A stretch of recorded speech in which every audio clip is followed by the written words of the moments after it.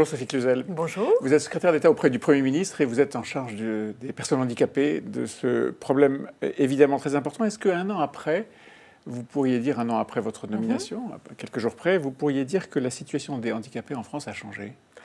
Alors je pense que peut-être le ressenti pour eux n'est pas encore optimal parce que c'est long, c'est très long de pouvoir changer des choses. Cependant, on a vraiment acté des changements de regard. Je pense que là, on avance beaucoup. Changement de regard des personnes et du grand public sur la personne handicapée, sur ses compétences, sur ses envies. On vient de boucler le Duo D le 26 avril dernier, qui a été une belle opération pour changer ce regard.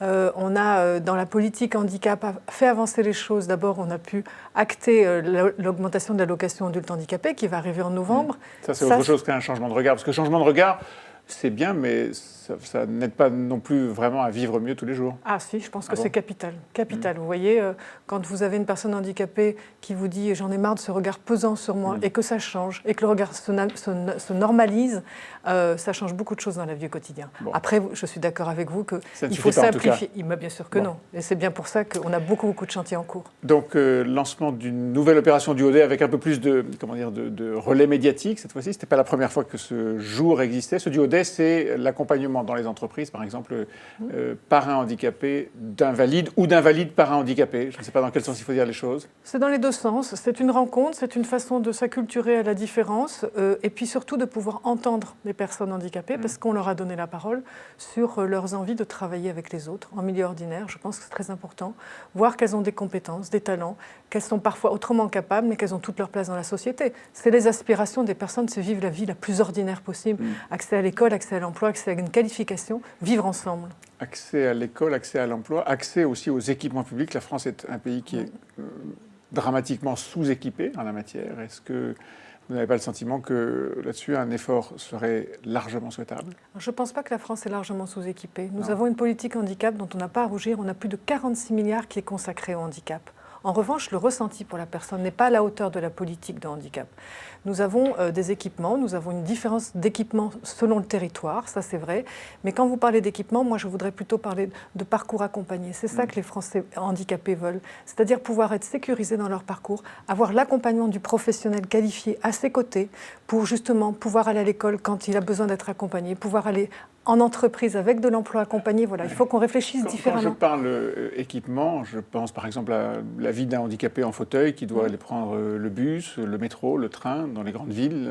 Ce sont des moyens ordinaires de se déplacer et ça n'est pas très accessible pour les Alors handicapés. les bus sont accessibles. Il y a eu un énorme effort de fait. Les tramways sont accessibles. Notre point majeur de déplacement, c'est le métro parisien.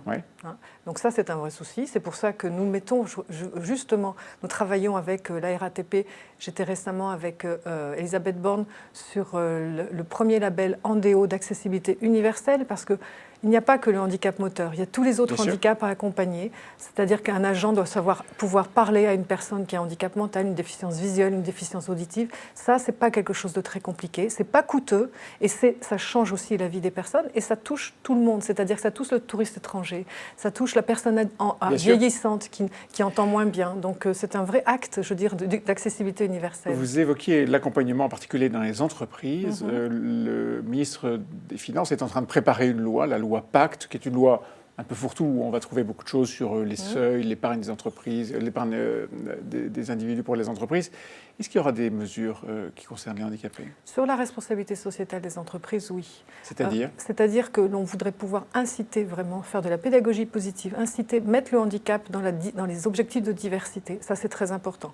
Mais le vecteur législatif le plus important pour moi, c'est la loi de Muriel Pénicaud sur la sécurisation des parcours, la liberté, puisque c'est là-dedans que l'on va cranter la simplification et le dépoussiérage complet de l'obligation d'emploi des travailleurs handicapés, simplifié pour les entreprises. Aujourd'hui, une entreprise qui doit faire une déclaration d'emploi des personnes handicapées, elle est obligée de remplir un formulaire avec 85 items. Compliqué, bien sûr. Compliqué. Là, on simplifie, on automatise à travers la déclaration sociale nominative, puisque du coup, on simplifie énormément les choses. Aujourd'hui, c'est un seuil, le seuil obligatoire en quelque sorte, qui n'existe pas, enfin qui existe formellement, mais qui n'est pas respecté.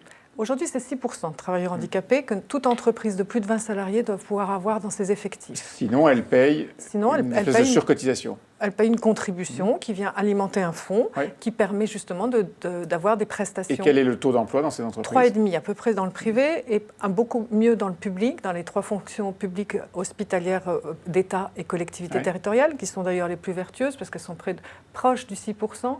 Ce qu'on veut, c'est pouvoir enclencher une autre dynamique. On voit bien que cette pénalité, cette contribution, souvent les chefs d'entreprise disent « moi je préfère payer, c'est trop compliqué ». Pourquoi c'est si compliqué que ça? Je n'arrive pas à trouver la personne handicapée, donc un problème de sourcing.